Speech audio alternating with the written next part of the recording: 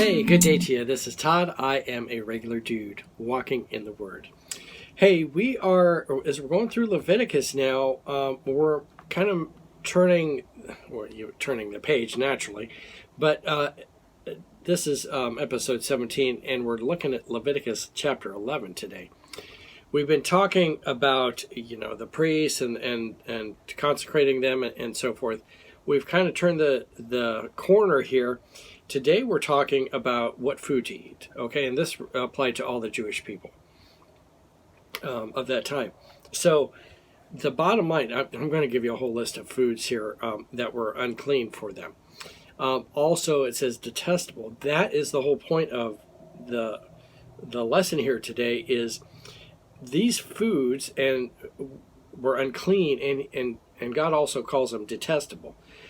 The things that God doesn't want us to be a part of, it should be detestable to us, so that we're like, let's stay away from that. Okay, so I'll just pick on stealing. So I should be so stealing should be so detestable to me because God hates stealing, and I should hate the sin. Okay, not the sinner, but I should hate the sin, and that's what God is pointing out here. These foods are detestable and unclean, so you should stay away from them. Okay, and they really did stay away from them then. So the bottom line here too is this: all these foods that you're going to see, they were really what you might call bottom feeders, or they would eat the dead animals and everything like that. So that's the type of food they were, and God had it. Knew good and well before they had scientists back then, and that the foods that these guys were forbidden from eating were filled with disease and so forth, and the surrounding nations had to deal with that, with people dying because of these diseases. But the Jews actually stayed really healthy because they stayed away from these foods. Today, the covenant changed when Jesus died, and so you're free to eat those foods today if you want to. You just have to cook them really well and so forth. So let's read here Leviticus chapter 11 here today, and it's called Detestable. All right? Before we get started, I'm going to be reading from the New Living Translation today, and this particular Bible that I have here is a Warren Wiersbe study Bible. So it has all his notes in it. And there's three things he mentions here. And I'll try and put those in the show notes here too. Three facts that should be noted about these dietary laws. First thing, God gave these laws only to the Jewish nation. He didn't give it to the Philistines and all the other people around there. Only to the Jewish nation. The second thing is this: obeying them guaranteed ceremonial purity, but didn't automatically make the person holy in character. Okay? So the third thing is this: the laws were temporary and were ended on the cross of Christ. And there's several scriptures in the New Testament pointing out, like, for example, with dealing with Peter, and God says, you're free to eat those foods if you want to. So let's read here. This is Leviticus chapter 11. Then the Lord said to Moses and Aaron, give the following instructions to the people of Israel. Get this, to the people of Israel, all the people of Israel, not just the priests or the leaders, all the people of Israel. Of all the land animals, these are the ones you may eat, you may use for food.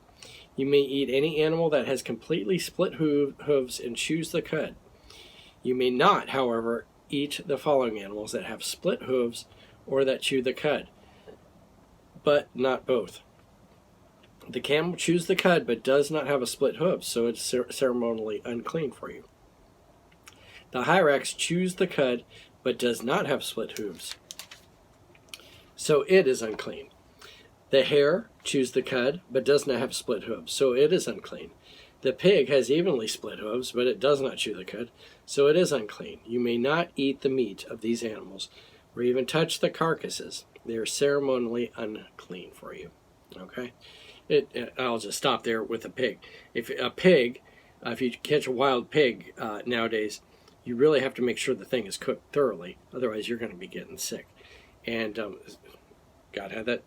God knew all that. Okay, not a big surprise to God.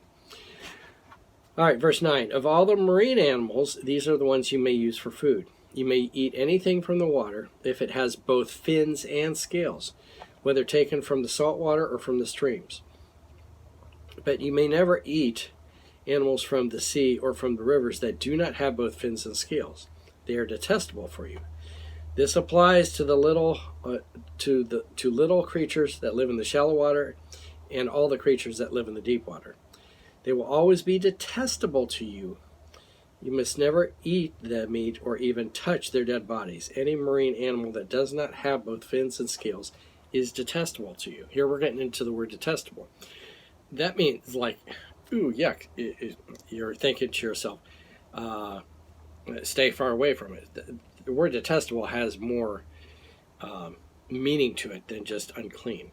But detestable, like, I'm going to stay far away from that because that's detestable to me. Verse 13, these are the birds that are detestable to you. You must never eat them. The griffon vulture, the bearded vulture, the black vulture, the kite, the falcons of all kinds, ravens of all kinds, the eagle owl, the short-eared owl, the seagull, hawks of all kinds, the little barn owl, the desert owl, the Egyptian vulture, the stork, the herons of all kinds, the hoopie, and the bat. You must not eat any winged insects that walk along the ground. They are detestable to you. You may, however, eat winged insects that walk along the ground and have jointed legs so they can jump. The insects you are permitted to eat include all kinds of locusts, bald locusts, crickets, and grasshoppers. Okay. Again, those are animals or insects that eat grass and things like that, not dead bodies. Okay. So all other winged insects that walk along the ground are detestable to you. The following creatures will make you ceremonially unclean. If any of you touch their carcass, you will be defiled until evening. If you pick up their carcass, you must wash your clothes, and you will remain defiled until evening.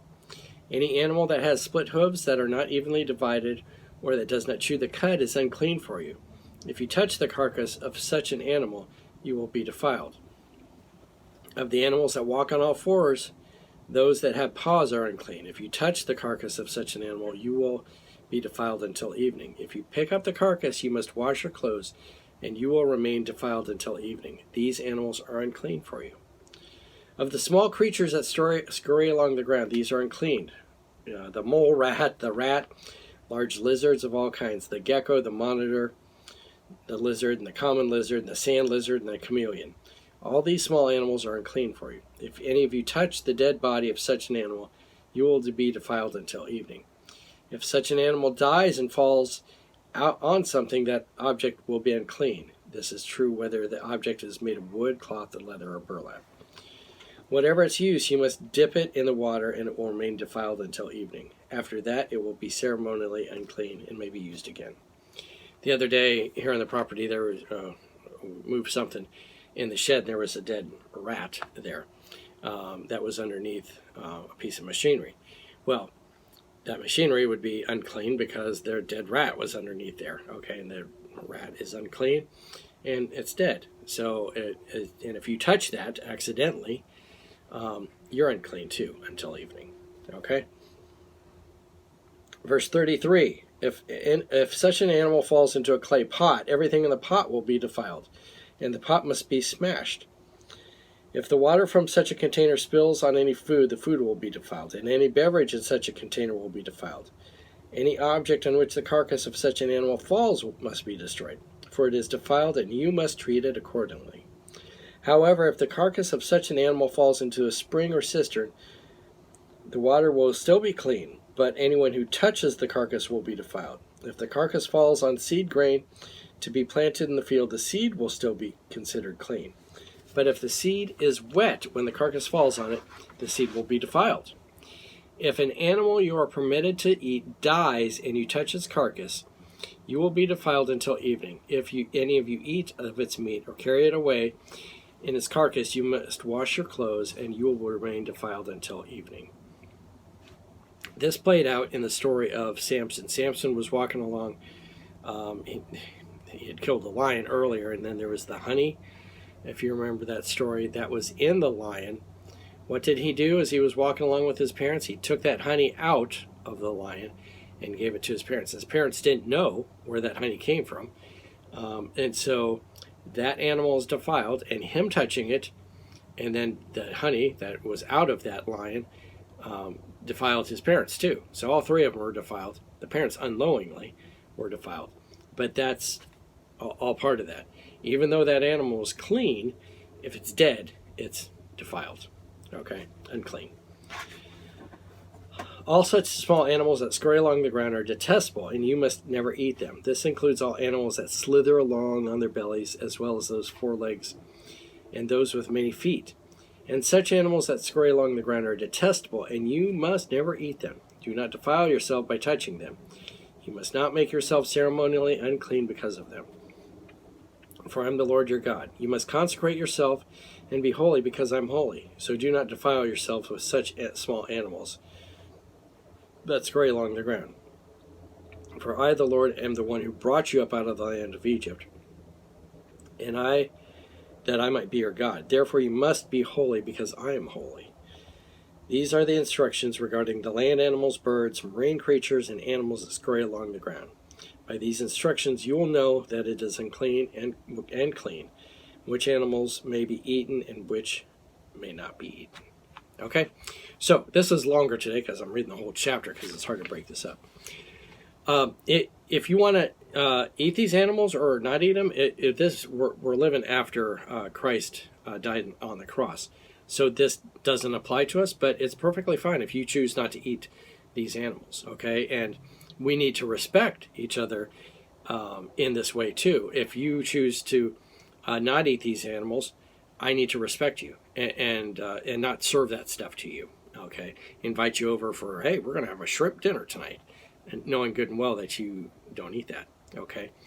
But then also, it goes the other way too. If I'm a person that doesn't eat bottom feeders like shrimp, and you go, hey, come on over and have some shrimp, and then you get all mad because I didn't eat the shrimp. Well, it goes the other way too. So we need to respect each other in that. Okay? But the thing I want to close with is these foods were unclean, and God said they're detestable.